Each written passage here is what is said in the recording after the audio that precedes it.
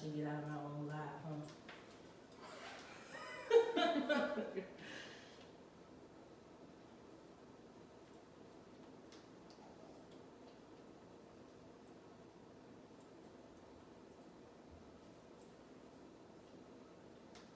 Hello. I guess. Chantel is doing the same thing. Hey, Elijah. Chantel is doing the same thing she did last time, which is starting a watch party. And I am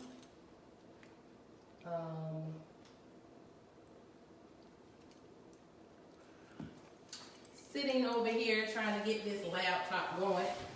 Hello, all. Hello, all. Y'all can come in. Welcome back to part 2 of Besties Tell All. We have some people joining, so come on in and join us. We're gonna get started.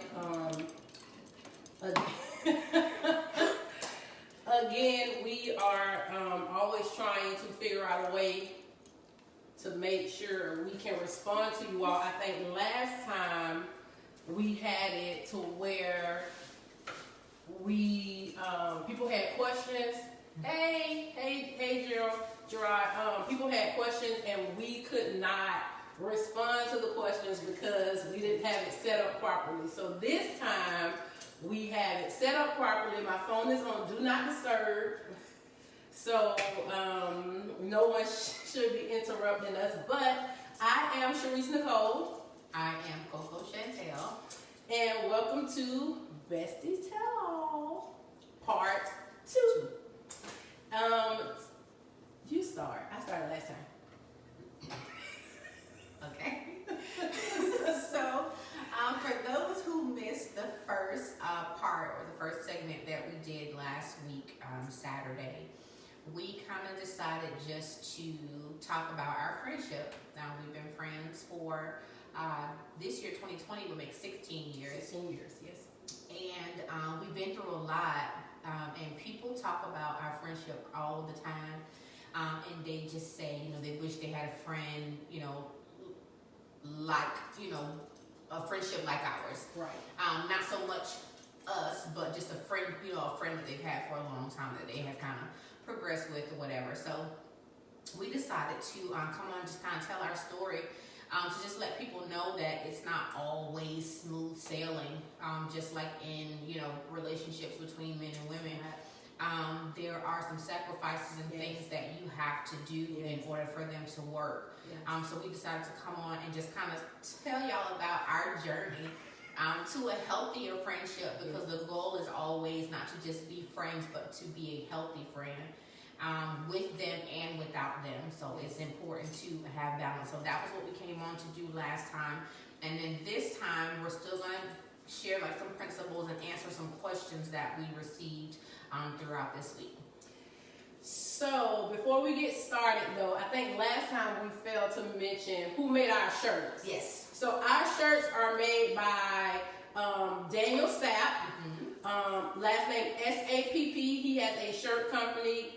Him and his wife, Gina Sapp, they made these shirts for us, so we are eternally grateful. Yeah. Hold on. Hold on. Hey, brother.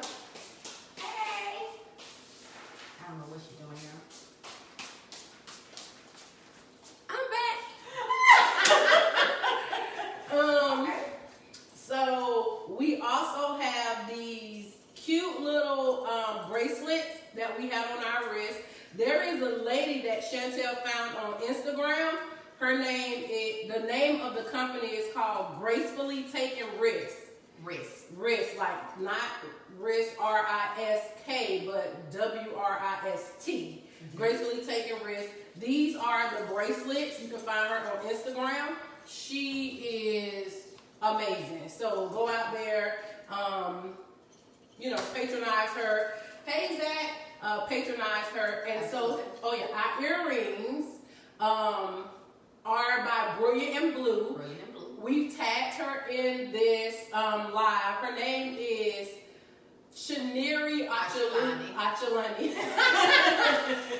These are her earrings. She makes them them. They're handmade. Yes. Everything that we have on, and our faces are beat by, I'm coming, Chantel, CEO of the Total Woman Consulting Agency.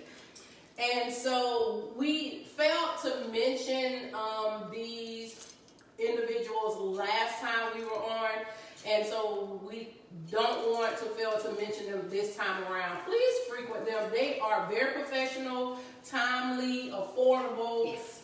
These shirts are lasting. How about the life? We wore them, have not washed them, but we've used this guy. Oh, yes. Yeah, we've used this guy several times. So you wash your shirts, the letters don't start peeling or fading or anything like that. So the company is very reliable. So just a little bit. So we're going to dive right into it and get to the hard stuff, okay? No? Okay, so for those who was not on the first one, okay, she is the sensitive one. All right, she owns it. I am the aggressive one. So what you see on the shirt, is the characteristic of the other best friend. Yes, right. And the hand points to that direction. So She's definitely the aggressor. So we want to start off by talking about our Valentine's Day, right? So yesterday, Valentine's Day. Tell us about. Okay. No. I mean, you can put them there. Yeah, come in. So we can put them there. Put your comments on. How was your Valentine's Day? Let us know. Yes, tell us how your Valentine's Day was. Yes. But before we get into that, we're going to talk about Valentine's Day with her. So yesterday, I woke up in this great mood, right? I was like, good morning. And I was like, good morning. Good morning. And typically it's the other way around. Yeah. Like 80% of the time, it's her that's all the way up here. When it comes to that, like early in the morning, she'd be like up here, and I'd be like, yeah, okay, good morning, what's up? What you want? Like, what's wrong? Right. But yesterday we switched. So yesterday I was like, good morning, friend, happy Valentine's Day. What you doing? Talking to me? She's like, yeah, I'm gonna do this, I'm gonna do this. I'm like, okay. So it's not a good day. It was, but not in the beginning. Okay.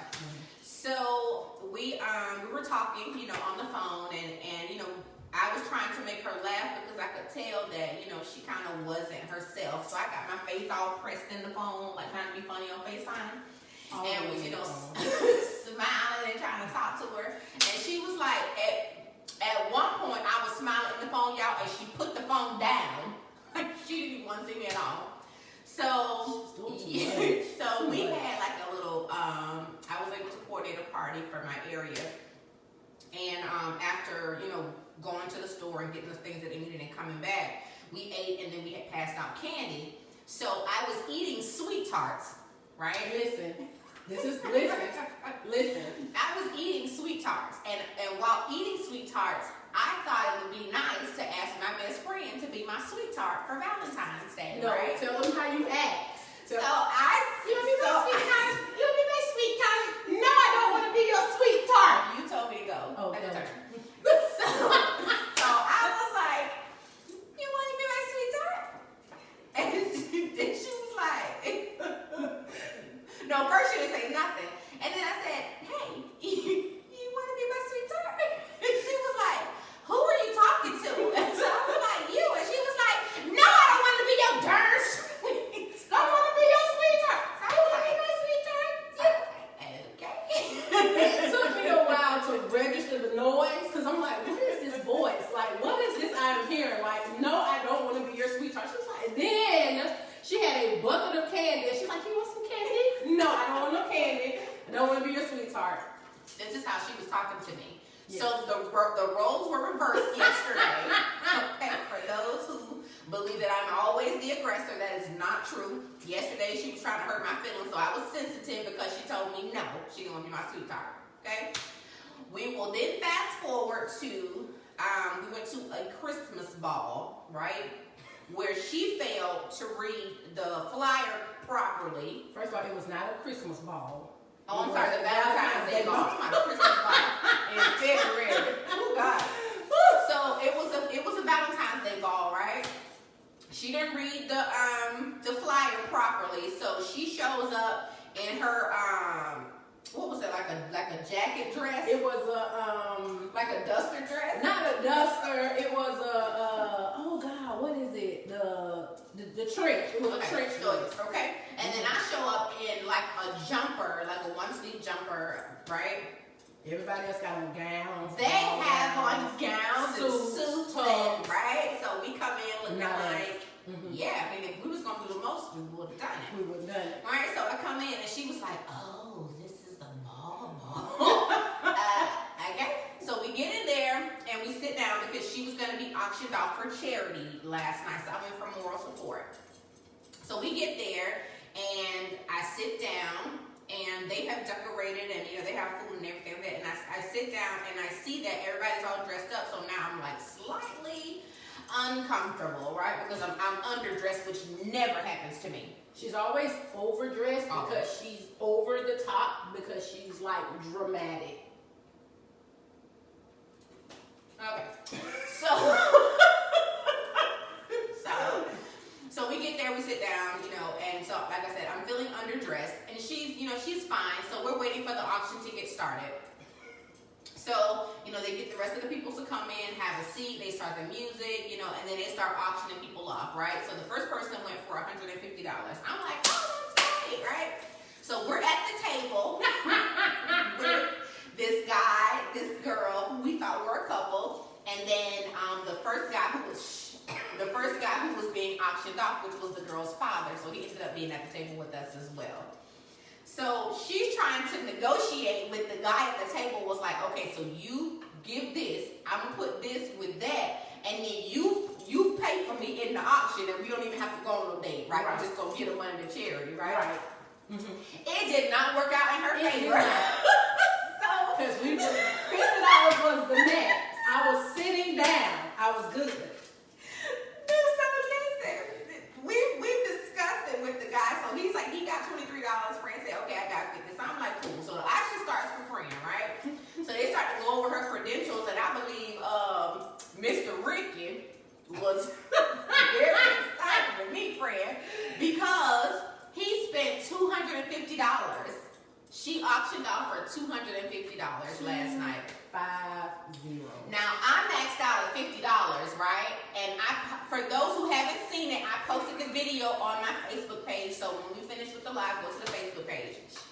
$50. $50. I have a mortgage, okay?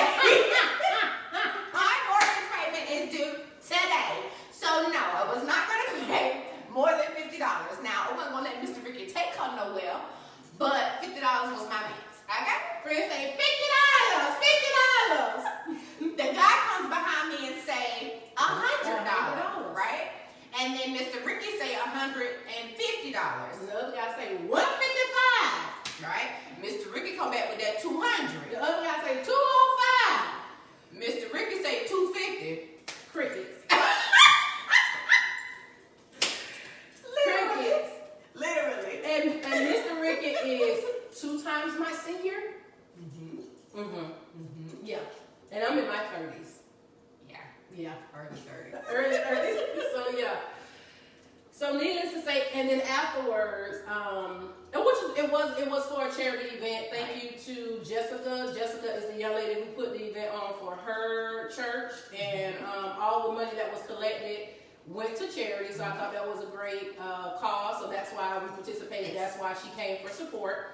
And then afterwards, I spent like 20 minutes to 25 minutes sitting with Mr. Ricky during that time. That was our date.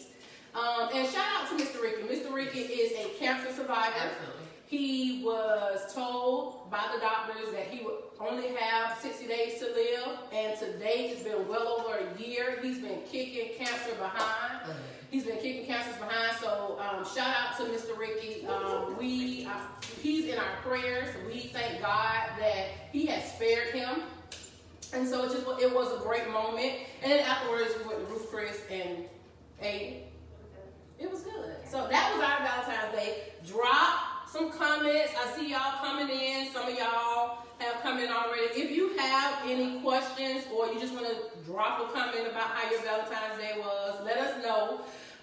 To all the women that were like down and depressed, Girl. Whew. This Valentine's, it was rough for a lot of us. And I say us, including myself. There were some things, I think expectations can be our greatest enemy. I think expectations can be our greatest enemy. And I say that because it's a twofold, right? Expectations can be really, really good. And it's something you should have expectations, especially if you believe in seed time and harvest, if you are a sower, a giver, whatever you give out, you should expect to receive it back, right? But expectations in relationships or expectations in the day that's commercialized and all these stunts are put on it and all this money is going to be spent on this day on a woman when you should be getting love all year. A lot of women were really, really down. So for me, it was some of that and then some of what else is coming up. February is like a tough month for me. I lost my mom in February for those that didn't know. So about 13 years ago. Anyway, so sometimes it's hard. Some months are better. Some Februarys are better than others. But if you having rough one, girl, hold your head up. It's the next day. Joy come in the morning. God did it, honey. I stretched my hand. No, God did it. He woke you up, huh? You didn't commit suicide and jump off the bridge. Hey, glory. You made it. So we thank God for that. So we'll jump right into it. Okay, so we had a couple questions come through. Yes. We received a couple questions. The first one that I can recall off the top of my head is, how did we know that the relationship or the friendship required change, right? Yes. With us being friends as long as we have been. Growth. Requires growth. Oh, I'm sorry. Required. Touch your boob like I grazed her boob. Did you guys see how I grazed her boob with my finger? Sorry. So how did we know that the friendship required growth, right? So coming into it, when I would meet people or make new friends, I would require them to adjust to my personality and how I was. So the expectation for Sharice coming into my life was for her to do what everyone else had done, which was adjust to my personality. So even if, I was really harsh or, I was mean or, I was aggressive or whatever the term is that one would use. I was mean, I was.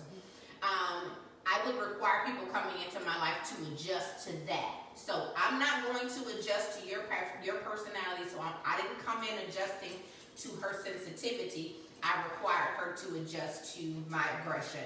And when she was doing a terrible job at it, I let her know she was doing a terrible job at it, right? And so she would be like, you don't have to talk like that. You don't have to be like that. Just kind of reminding me that my way is not law, right? Because sometimes we treat people like they have to deal with things, and no one has to deal with anything. It is a choice. So as we begin to grow as friends and as things start to happen in my life, that was when I started to change. There was a lot of things happening in my family at the time. And because she was my go-to, and I needed her to be in my life, right? Because she was like safety for me. Then I had to change. I had to grow. I had to, start to make some adjustments because I knew that she couldn't she couldn't leave me, right? I got it, right? Tina Payne, you died.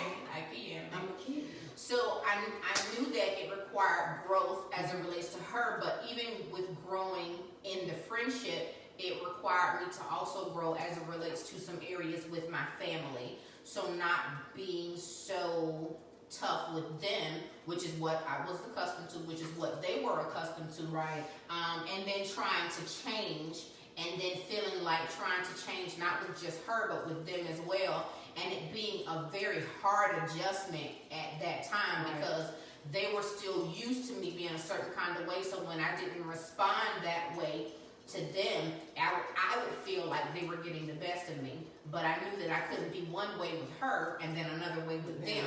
So I was trying to grow relationally across the board. That's what it was for me. So For me, I think the growth. Okay, I didn't understand when people would say that, "Hey, Sharice, you're too sensitive. I feel like I have to walk on eggshells."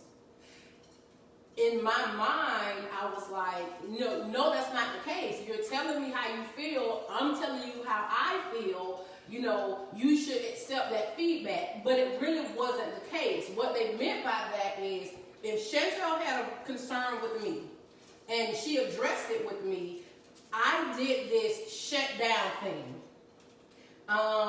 where I would begin to try to address the issue. If nothing got rectified, I would just kind of shut down and pull back.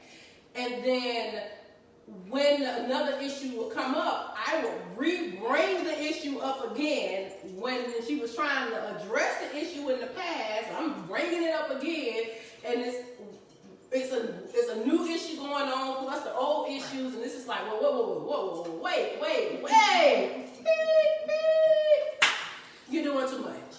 And because of that, I think it's safe to say this, at some point she got to a place to where she just didn't want to say anything. So she started to retreat.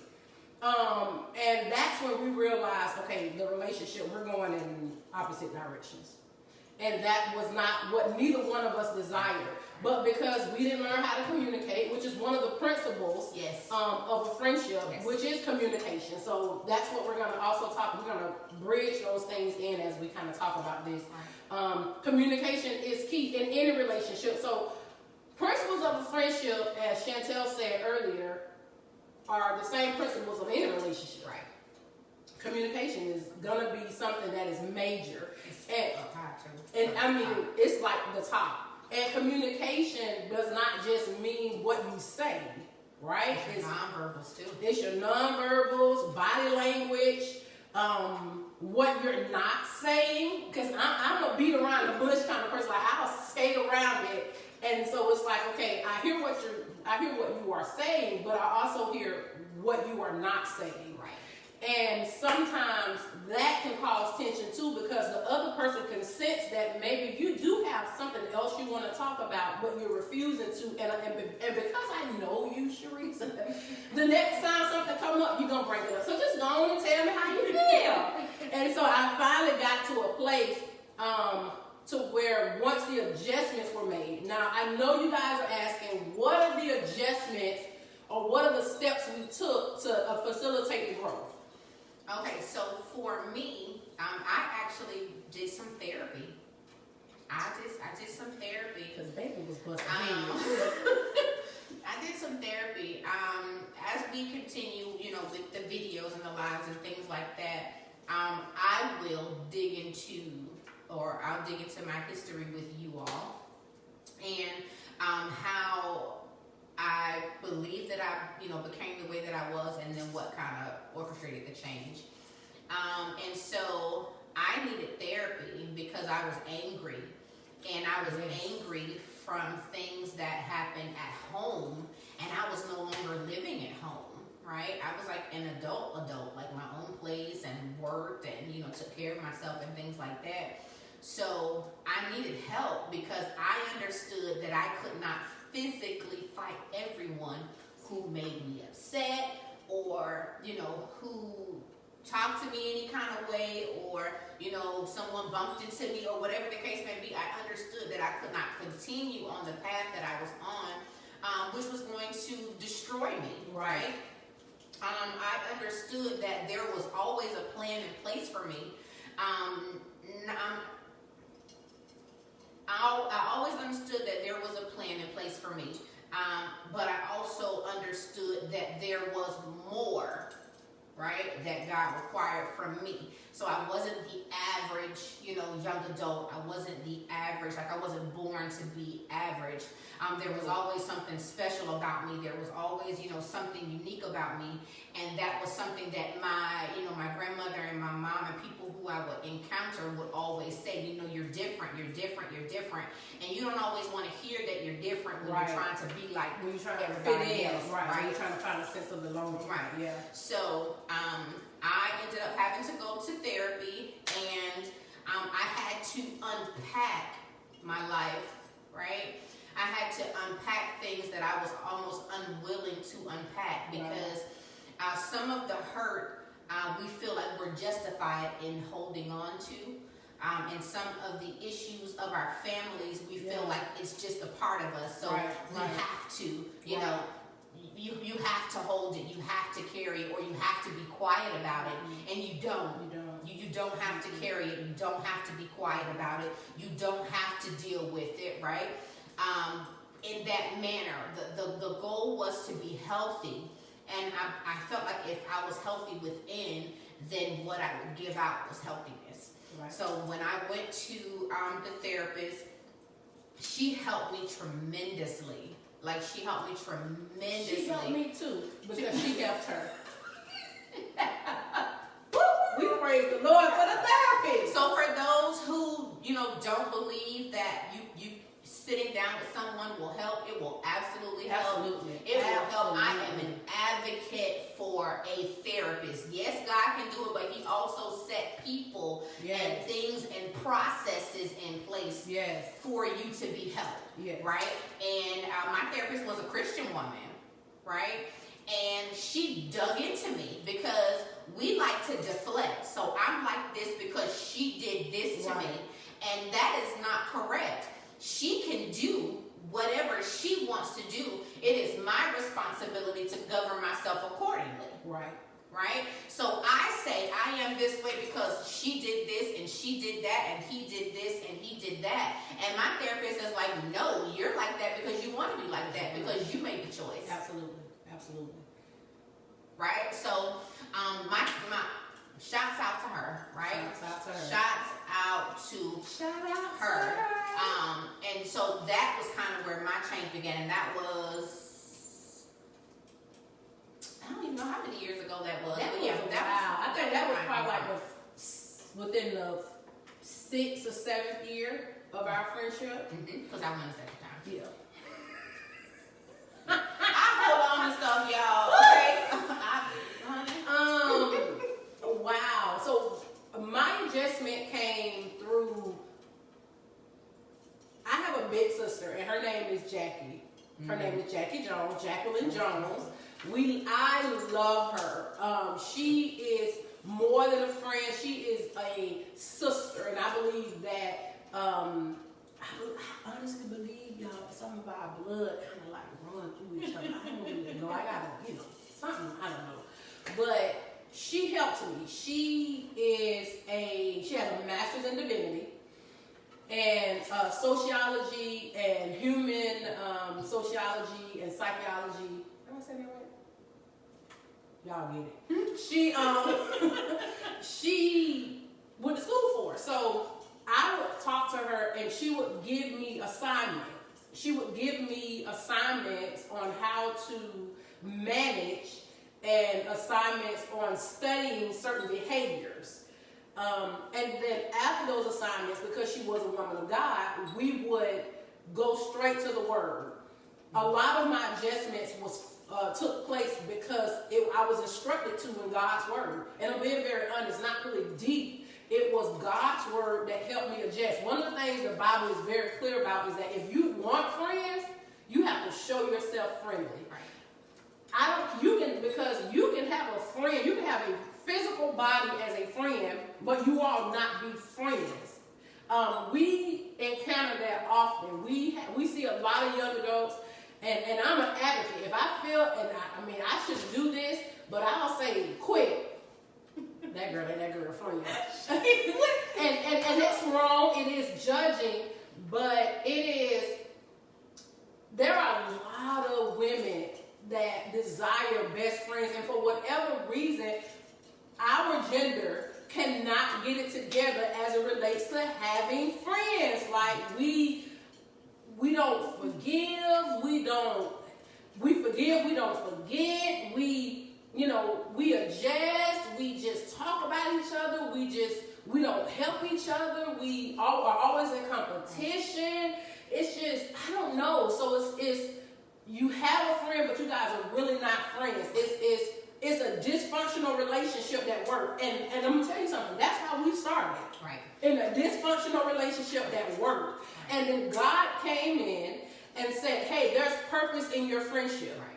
And what I need for you and Chantel to do as your friendship progresses, I gotta make some adjustments. Right. Because if he didn't start making those adjustments, then we wouldn't be where we are. And I think that most friendships, you know, we hear people say when you're in a relationship, female, male, you know what, in a relationship, that you got to put God first. That applies to friendships too. Right. So one of the things I asked over the week, I've been doing like a self-reflection. So I called 3 of my good friends, and I asked them to give me 3 good things, and 3 bad things Right. about me. And something that Chantel said, the first thing she said was your faith. She said that because she said, you know, because our iron sharpens iron, we've grown each other through our faith with Christ. Right. And I know some people are like, listen, I don't really do church. I ain't really into God like that. Whatever God that you have, okay, I'm a lover of Jesus Christ, God. But whatever God that you have, the principles still apply. Right. These are universal principles that we're talking about. It does not change from religion to religion, God to God. It is still the same. What you get out is what you get back. Okay? So she made her adjustment through therapy and through a Christian-based therapist as well. Mine was through a friend, also a therapist, and through the Word of God, which is the same thing that she got. So as you see, like if you can see how it's very similar in terms of our transformation and the process that we have to take, maybe we could give one other way that we. I think another way that helped me grow was for someone else to be honest with me, right? We have people in our lives that pacify our behaviors. Yes. Therefore, they weaken us. They weaken our witness. They weaken. Yes. They weaken us. Like it's just, it's bad when you're not able to be honest with someone. Yes. Because you're saying to them that their issue or their flaw is okay, or that particular flaw is okay. And although we are all flawed individuals, some flaws need adjusting. Yes. Right? So I had someone to tell me, right? You know, you ain't all that. you can. Listen, because baby was walking around with her head tooted so high.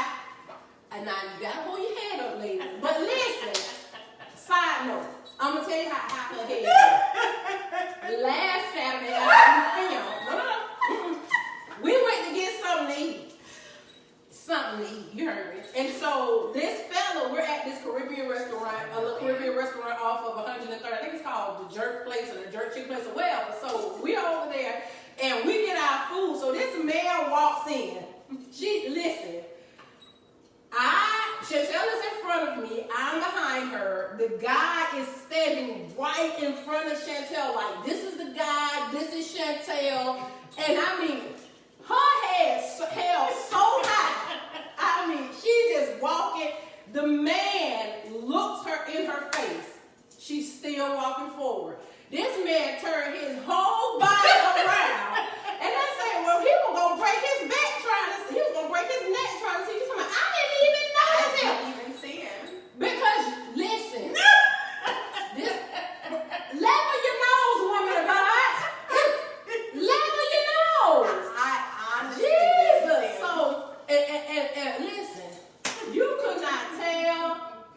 That's where she get her name from, Coco Chantel. You could not tell this baby that she wanted all that and a bag of chips.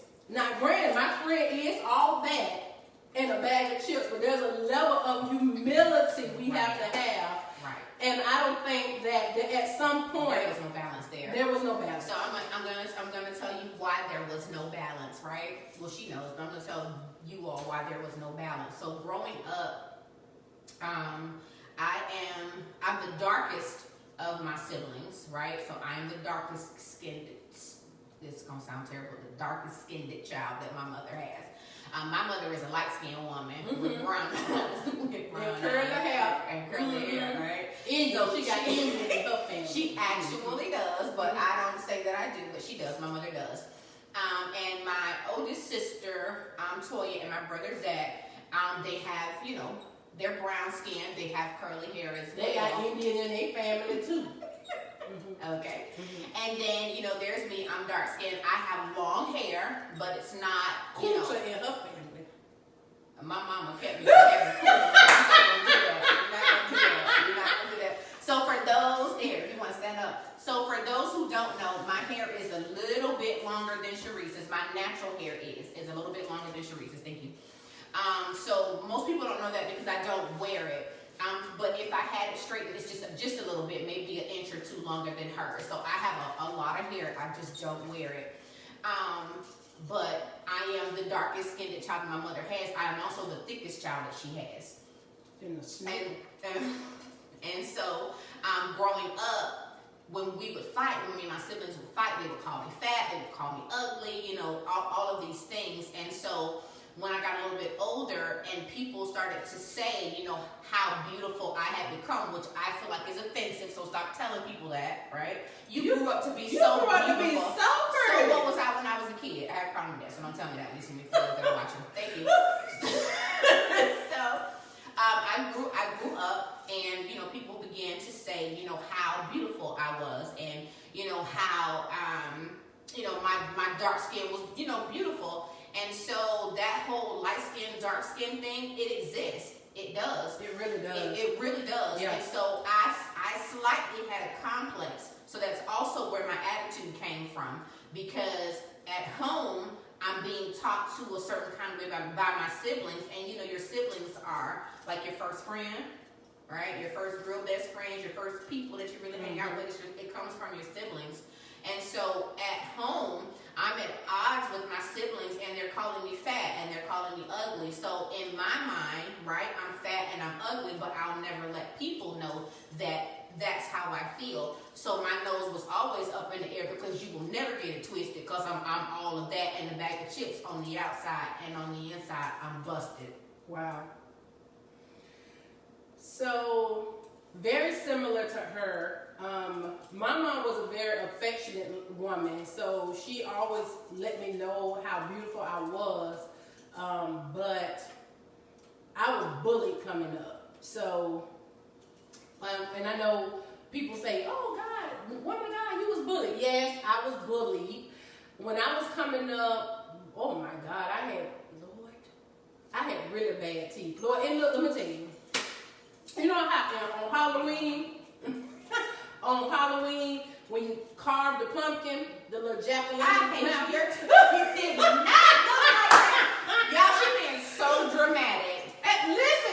Listen, braces will fix it. Will. Let braces do it for you for those that can't afford it. But I was picked on about that, and I was really, really skinny. Like my head was way bigger than my body. So, and I didn't believe in lotion, still don't. So imagine this real skinny, ashy, gap-toothed little girl, bullied consistently. And I had two older brothers, so they were always fighting for me. But boys can't fight girls. Right. So my mom just was like, hey, either you gonna bust them, it's gonna be a conversation. So, elementary, I had to kind of stand up for myself, and then somewhere along the way, that kind of went out of the window, and she went bipolar, and she was like, if you fight in school, you're talking too much, I'm gonna kick you behind. You think you're somebody, you think you're fat, get your fast tail in there, all that kind of stuff. So, fighting was not an option, coming up, it was education-based, but you gain those complexes through childhood. And I don't even know where this came from, but I think this may be speaking to somebody that needs to hear this. Regardless of what you were told when you were younger, you got to know that whatever God gave you, you just got to work with it. Right. Period. You got to make it do what it do. And let me tell you something. You got the confidence that you need. People. I've seen some very, very different looking, confident people. They look real different. But they got confidence like no other. And it'll draw you, people are drawn into however you believe about yourself and whatever you market about yourself. If you sell it well enough, people are drawn to that. So we'll jump to the next question. What was the next one? There was another question about balancing friendship and relationship. So being your friend is possibly in a relationship and you're not, or both of you are, and you're trying to find a balance between your significant other and your best friend. Right. So in our case, she was married and I was single, and I believe that there was a great balance because she, did for her home. And then she also, made time to hang out with me. Now, there were no ridiculous hours and things of that nature because I was always mindful of that. She was a married woman, so if I wanted to hang out super duper late, I would just go with my baby sister, Keisha. And then, she had to go home to her husband. So I wanted to, be respectful. So if you are the single friend and your friend is married or in a relationship, she needs to go home. She needs to go home. If she's a married woman, she needs to go home with her husband. Unless her husband is okay with you all hanging out, and I'm not talking about all the time, super duper late hours of the night. You have to respect the marriage sometimes, even if they don't. Absolutely, that's good. That's right? Good. And although that kind of wasn't the case with her, she kind of set the boundaries. So I'm going to give y'all an example. So we were like super duper goofy, like all the time. So we would make a joke out of everything. We make a joke out of everything. Everything. You name it, I had a joke here. We make a joke out of everything. Mm-hmm. And so one day we were at her house, and she was married at the time, and her husband at the time. He came home and something had happened. I still to this day don't even know what happened, but he was upset. He wasn't himself. And she was trying to check on him, but we were laughing about something, an accident that had happened on the sofa. Mm-hmm. You remember? Mm-hmm. So an accident happened on the sofa, and we were we were yelling, screaming, laughing. Y'all, it was so funny. And she shut us down. Hey, something is going on with my husband. Y'all need to chill out. Like, checked it. Everybody shut up. Whole house. Whole house. Because her first ministry was to her husband, at the time. So I think that if I had stepped out of line in that moment, I don't even think we would still be here. Right. Because of how she viewed marriage. Right? And the sanctity of it. Right. So I had to respect her as a wife in that moment, not as my best friend. Right. So I think that for the single friend, that you have to respect her in her place. Right. Depending on which hat she's wearing at that time. Yes. You need to respect that. So if she is wife in that moment, you need to shut your mouth. You need to be quiet. You need to go in a corner and sit down. If he's not being super duper disrespectful to her, keep knocking her over her head in your presence, find a corner and sit down. When she's being friend, you do it. But there needs to be a balance, not just for her, but also for you, because she can't be your friend 100% of the time when there is someone else in the picture. So you have to be okay with the balance, but so does she. And maybe let me speak from the perspective of being in a relationship and then having friends, and you're trying to balance pleasing that, being the best you can be in the relationship and being the best you can be as a friend to whatever friendships you have. Right. It can be a challenge. It can be a challenge if you have needy friends. This was not the case with me and Chantel. But for those of you that you may say, man, listen, I'm in this relationship. Okay, let me say this, and then I'll come back to that. Remind me, because I'll get it. I'll lose my train of thought. The worst thing you can do is get in a relationship and shut all of your friends out. I think women we do this all the time. We will get a man and we will shut out our friends. We don't hang out with them. Like, all sense of intelligence go out the window. We are dumb as a doorknob, honey. We are what's caught up, got it bad, everything, okay? And we don't have balance. And the people that have been in our lives, holding us down, helped us when we were at our lowest. Because remember, this person just came in your life. So those friends that have been there, we throw them out the window, all for a man.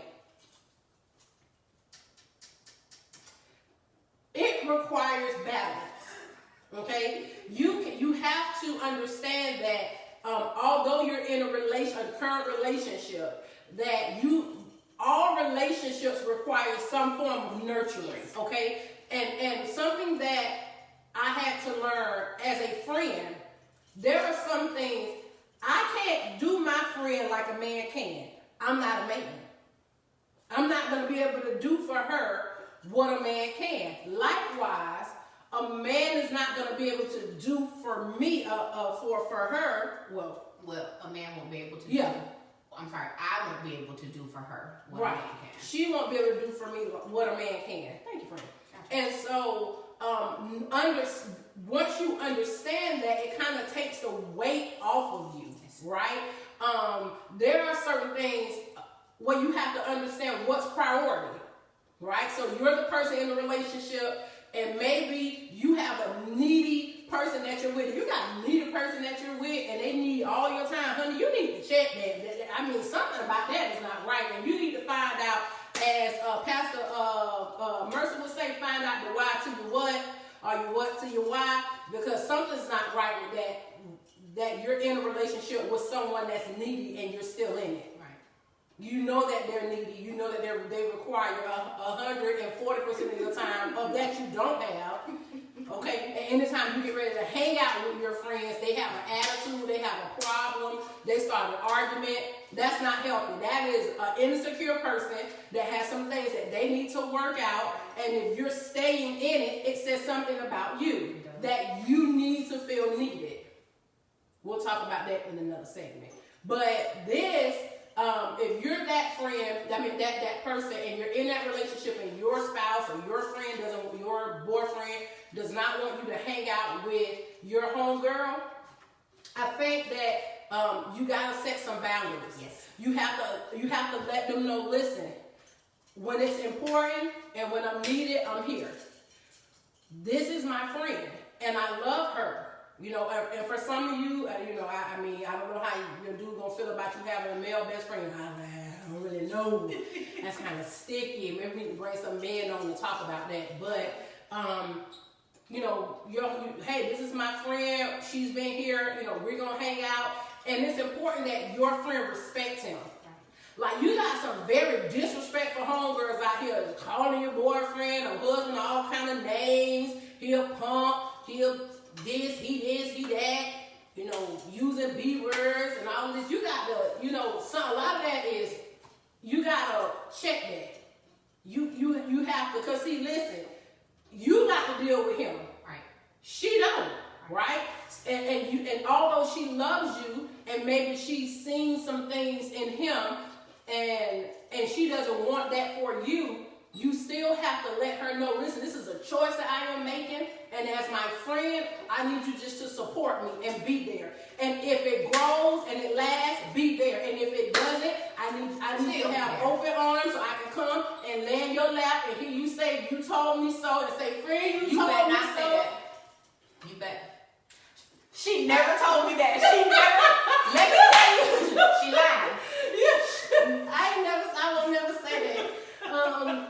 But you still need to be that friend.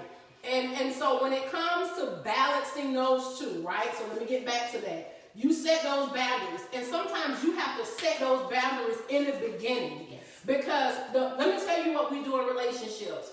We meet somebody and we come out of the gate swinging hard. And we set a standard in the beginning of, this is, you put your interview person on, you sell yourself, and you set a high standard for that person in the beginning.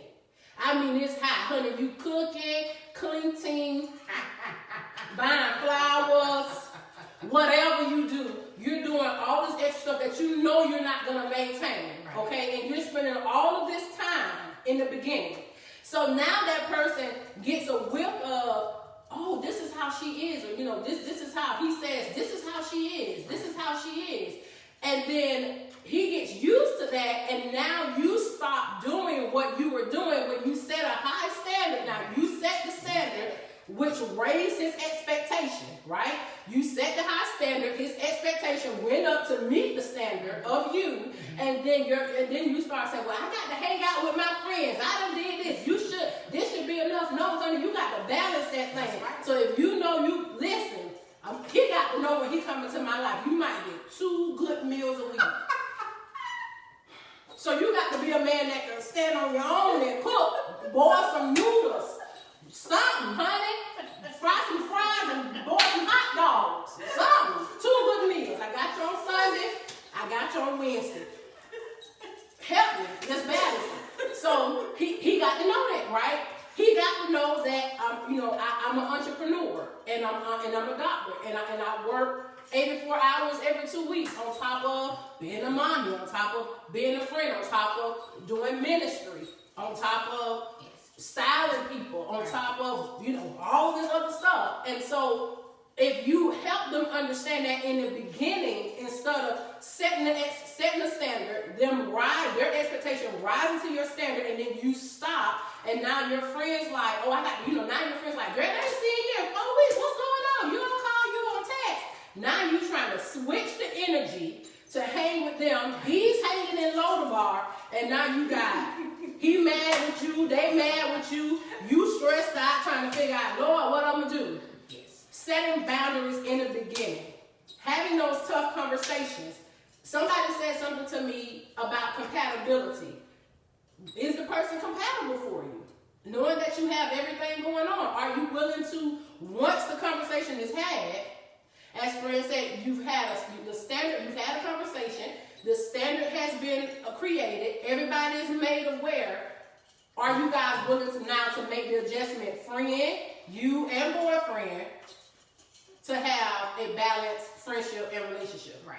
Because, I'm sorry, I know she's going to go, because she can start resenting him, and he can start resenting her, and now you stuck in the middle, trying to make friend, like boyfriend, or fiance, or husband, and now the relationship is strained and could probably never go back to where it was, because you know that, hey, I can't really have you in this space with him, I can't really have him in this space with you, it's just a lot. Right. So to have to keep them separate. Yes. So I'm going to give an example. I live for examples, right? So it's not just stuff that, we're talking about. It's stuff that we live. So I was a person, years ago with no balance, right? So it wasn't that I would pick the guy over her. It's that I would pick her over the guy, right?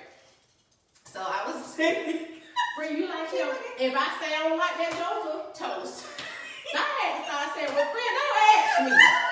Don't ask me, honey, because I'm not going to be here. I can't be here. It's possible. She would come back and ask me, I'm talking about. I had no balance, right? Because for a long time, it was me and her, right? I would hang out, still with my sister Keisha. But for the longest, whenever there was like something going on a weekend, or plans are being made, for sure it's me and her. Right. So him coming in, he would know off rip.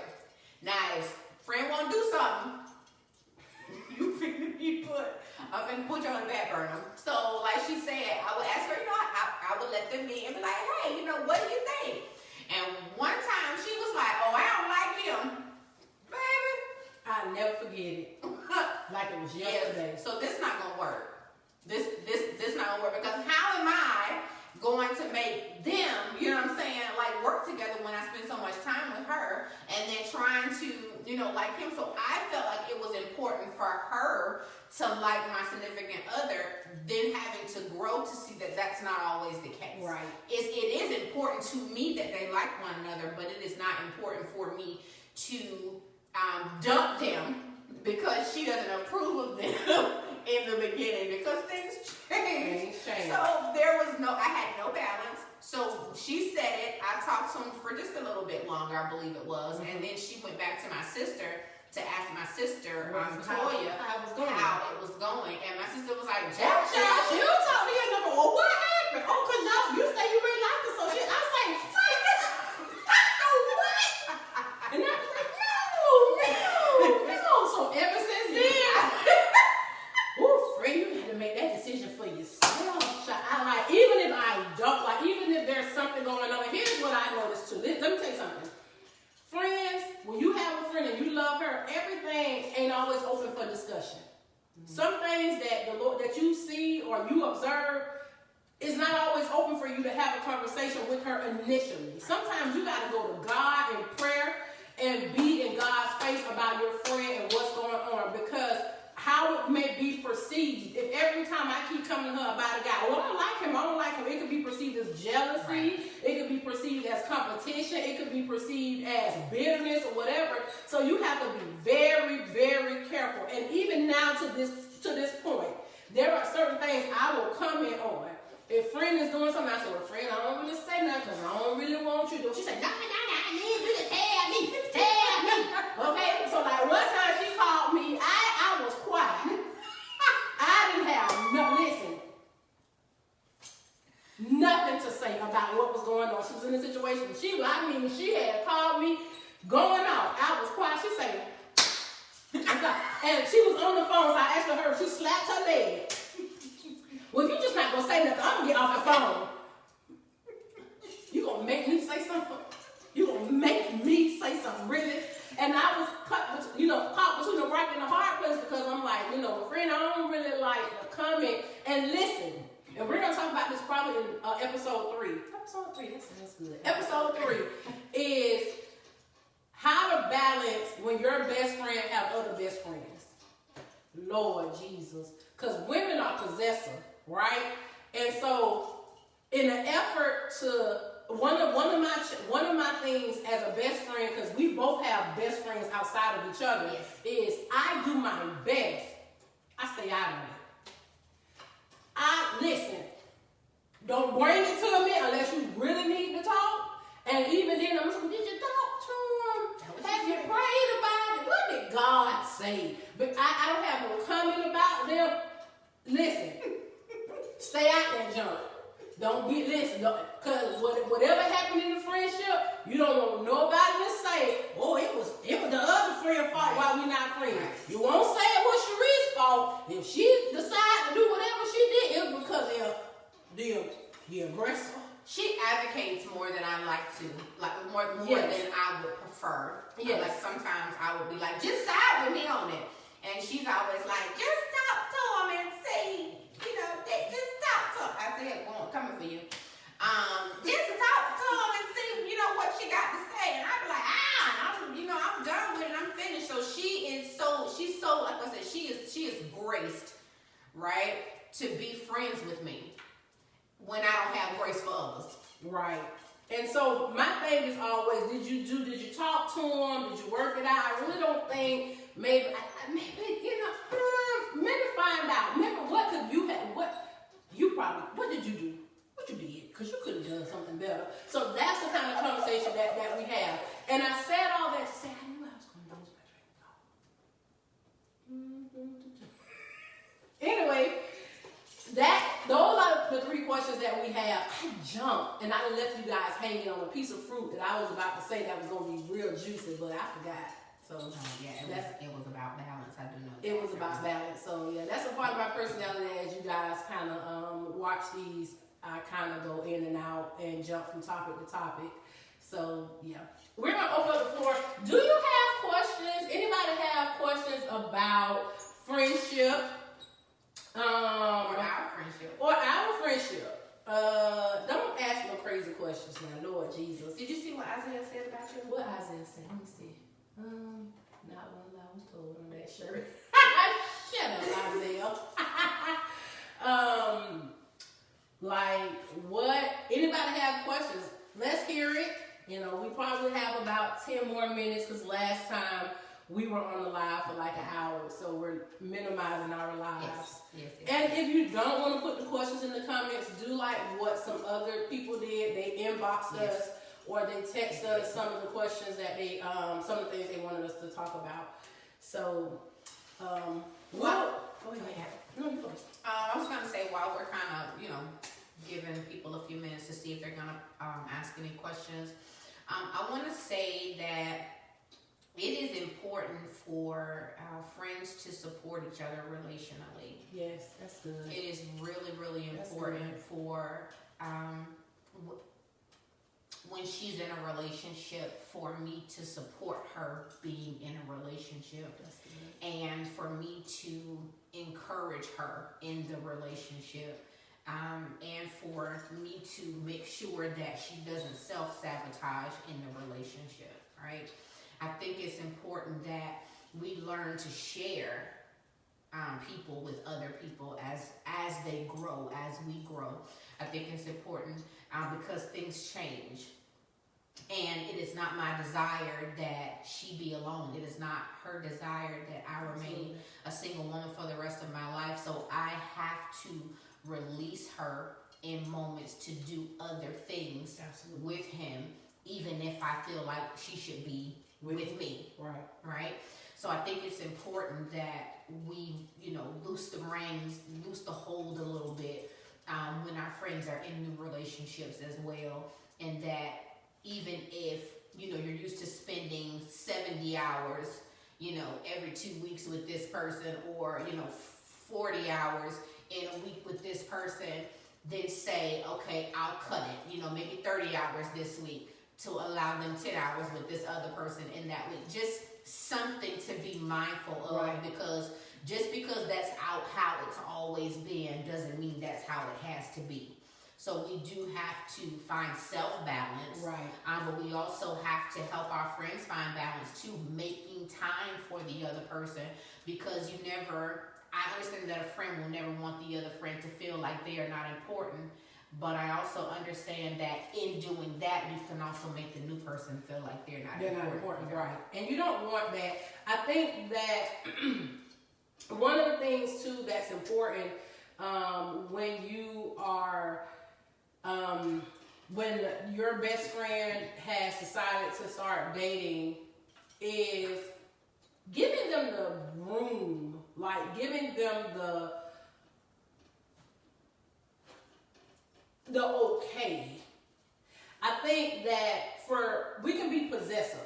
I think, and most of us can, we get something, this is mine.